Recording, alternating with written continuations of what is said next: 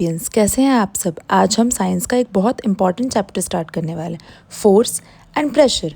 कुछ एक्शंस आपने एक्सपीरियंस किया होगा, जैसे फुटबॉल को किक करना, या फिर डोर को पुश या पुल करना, या फिर स्कूल बैग उठाते टाइम आपने एक फोर्स एक्सपीरियंस किया होगा। स्कूल बैग जब आप उठाते हैं, ये सारे जो एक्शंस हैं ना, इनमें एक चीज़ कॉमन है, और वो क्या है? Force, force and force. चलिए समझते हैं फोर्स एंड प्रेशर क्या होता है। सबसे पहले स्टार्ट करते हैं फोर्स से। फोर्स इक्वल्स टू पुश और pull. Force is equal to push और पुल। बट क्या होता है पुश या पुल? सबसे पहले हम समझते हैं पुश। पुश के एग्जाम्पल्स आपने सुने ही होंगे। For example kicking a football. Football आप सबने खेला होगा और खेलते भी होंगे। तो जब हम फुटबॉल को किक करते हैं या जब हम छक्के चौके मारते हैं ना, hitting a ball with a bat, तो छक्के चौके तब मारते हैं, तो भी वो किसका एग्जाम्पल हो गया? पुश का एग्जाम्पल हो गया। और इसके हम क्या एग्जाम्पल्स, जैसे जब हम डोर ओपन करते हैं तो उस पर लिखा रहता है पुश और पुल, और उस टाइम हमें बहुत ज्यादा कंफ्यूजन होता है कि पुश मतलब बाहर धक्का देना है या अंदर खींचना है। जो धक्का देना होता है ना बाहर के साइड, उसको हम लोग क्या बोलते हैं? पुश। तो वही धक्का देना क्या होता है? पुश होता है। और वो क्या हो गया? वो एक टाइप का फोर्स हो गया, क्योंकि हमें फोर्स अप्लाई करना पड़ रहा है, तभी वो खुल रहा है। ठीक है। अब हम कुछ पुल के एग्जाम्पल्स लेते हैं।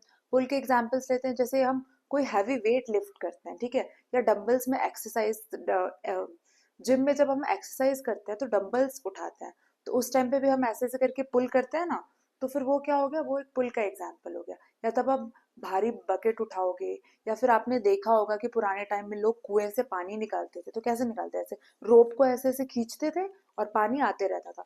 तो वो क्या हो गया? वो भी एक पुल का एग्जाम्पल हो गया। या जब आप स्कूल बैग नीचे रखा है मानो, and उसको ऊपर उठा रहे हो, तो वो भी किसका एग्जाम्पल हो गया?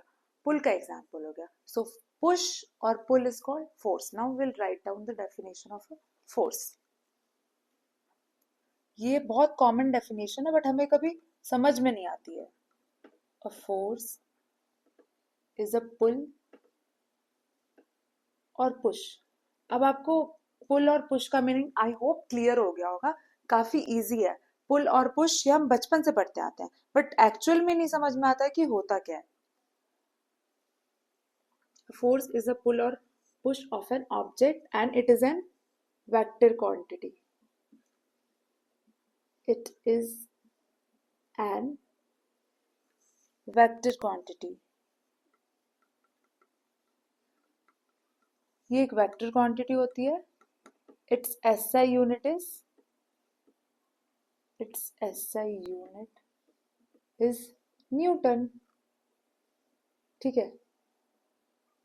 वेक्टर क्वांटिटी मीन्स क्या होती है? मतलब जिनका मैग्नीट्यूड भी होता है और डायरेक्शन भी होता है। फॉर एग्जाम्पल आप क्रिकेट खेल रहे हो, ठीक है, एंड आप बैट से छक्के चौके मार रहे हो, तो वो किसी डायरेक्शन में तो आप छक्का चौका मारोगे ना, किसी डायरेक्शन में जाएगी। एंड कुछ फोर्स भी लगाओगे, कुछ न्यूटन ऑफ फोर्स भी लगाओगे, तो वो ऑब्जेक्ट जिनका मैग्नीट्यूड भी होता है एंड डायरेक्शन भी होता है, ठीक है, तो उसको हम क्या बोलते हैं? Vector quantity. तो फोर्स एक टाइप की क्या हो रही है? Vector quantity. हम इसको मेजर किस में करते हैं? न्यूटन्स में। फॉर एग्जाम्पल वर्क की एसआई यूनिट क्या होती है? जूल्स होती है। टेम्परेचर की एसआई यूनिट क्या होती है? केल्विन होती है। वैसी फोर्स की एसआई यूनिट क्या होती है? न्यूटन होती है। अब आपको क्लियर हुआ? Force is equal to pull और push of an object and it is an vector quantity. Because इसमें हमें मैग्नीट्यूड भी पता रहता है एंड डायरेक्शन भी पता रहता है कि कौन सी डायरेक्शन में मैंने छक्का या चौका मारा है। एंड सेकेंड थिंग, इसकी मेजरिंग यूनिट क्या होती है? तो इसकी मेजरिंग यूनिट क्या होती है? न्यूटन।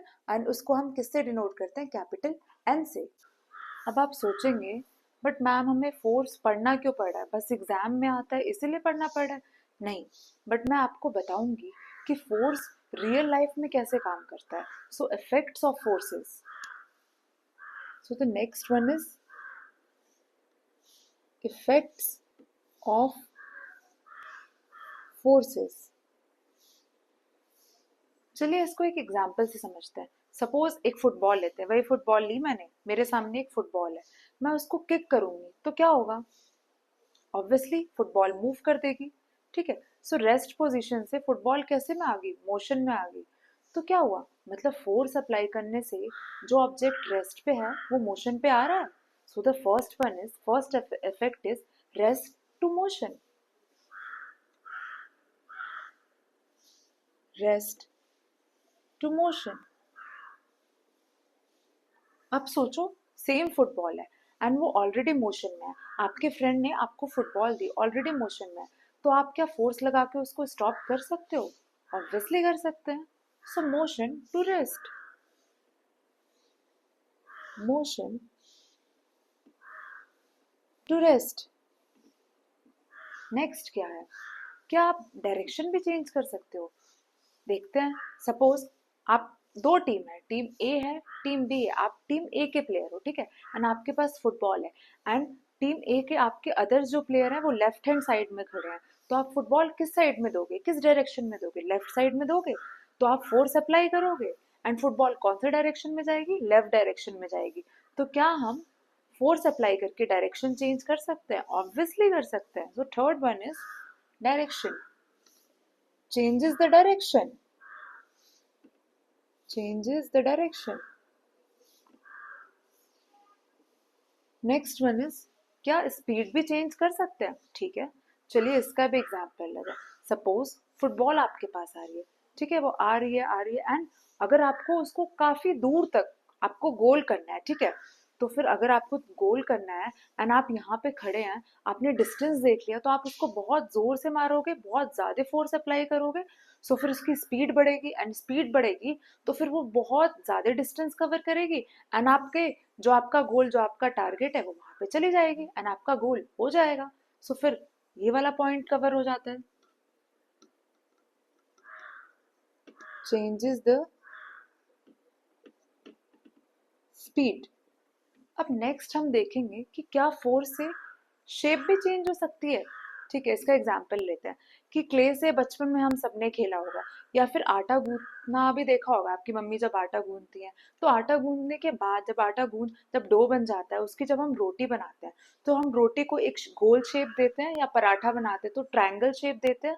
तो क्या करते हैं? फोर्स अप्लाई करते हैं, फोर्स अप्लाई करते हैं तो उनकी क्या हो जाती है? शेप चेंज हो जाती है एंड फिर हम वही गरम गरम रोटी और गर्मा गर्मा गर्म पराठे खाते हैं। सो ये भी क्या एक इफेक्ट है फोर्स का? ऑब्वियसली है। changes the shape, changes the shape. सो अब आपको समझ में आया कि फोर्स हमारे डे टू डे लाइफ में कैसे इम्पैक्ट करता है, तो फोर्स हमें पढ़ना इतना ज्यादा इम्पोर्टेंट क्यों है। सो फोर्स के अब हम टाइप डिस्कस करते हैं। फोर्स टू टाइप्स के होते हैं, contact force and non contact force. So आपको वर्ड से आइडिया लग रहा होगा, कॉन्टैक्ट फोर्स मतलब जब दो ऑब्जेक्ट एक दूसरे से टच करती हैं तब वो कॉन्टैक्ट में होती है, then that is called contact force. इसके हम दो टाइप्स पढ़ेंगे, muscular force and frictional force. Muscular force मतलब जैसे जब आप लिखते हैं, राइटिंग के टाइम पे जो फोर्स लगता है, या फिर जब हम क्रिकेट खेलते हैं तो फिर जब हम छक्के और चौके मारते हैं उस टाइम पे जो फोर्स लगता है, या फिर जब हम आटा गूंथते हैं, या फिर एक्सरसाइज करते हैं, हैवी वेट जब लिफ्ट करते हैं, बकेट उठाते हैं, ये जो सारे कॉमन डेली लाइफ एग्जांपल्स हैं, या फिर स्विच ऑन ऑफ करते हैं, ये सब जो एग्जांपल्स है वो किसके हो गए? कॉन्टेक्ट फोर्स के, मस्कुलर फोर्स के एग्जाम्पल हो गए। अब मैं आपको एक और एग्जाम्पल शो करूंगी एंड बताऊंगी कि मस्कुलर फोर्स कैसे अप्लाई होता है। ये एक शीट ऑफ पेपर आप सबको दिख रहा है, ये शीट है, ठीक है। अब मैं क्या करूंगी, अब मैंने फोर्स अप्लाई किया, देखिए ये फोर्स अप्लाई किया मैंने, अब मैंने इसको स्क्रम्बल कर दिया। अब देखिए कौन सा फोर्स अप्लाई हुआ? मेरे मसल्स ने फोर्स अप्लाई किया ना, एंड देखिए अब इसकी शेप पूरी चेंज हो गई, ये स्क्रम्बल्ड पीस ऑफ पेपर बन गया, ठीक है। सो ये किसका एग्जाम्पल हो गया? मस्कुलर फोर्स, ठीक है। अब नेक्स्ट हम देखेंगे फ्रिक्शनल फोर्स। एक बॉल को फ्लोर पर रोल करो, कुछ टाइम बाद बॉल रुक जाती है। ऐसा क्यों होता है? क्योंकि फ्लोर और बॉल के बीच में एक ऑपोजिंग फोर्स काम कर रहा होता है एंड उसको हम बोलते हैं frictional force. Frictional force always opposes the motion, जिसकी वजह से जो बॉल होती है वो रुक जाती है एंड ये एक टाइप का कॉन्टैक्ट फोर्स होता है।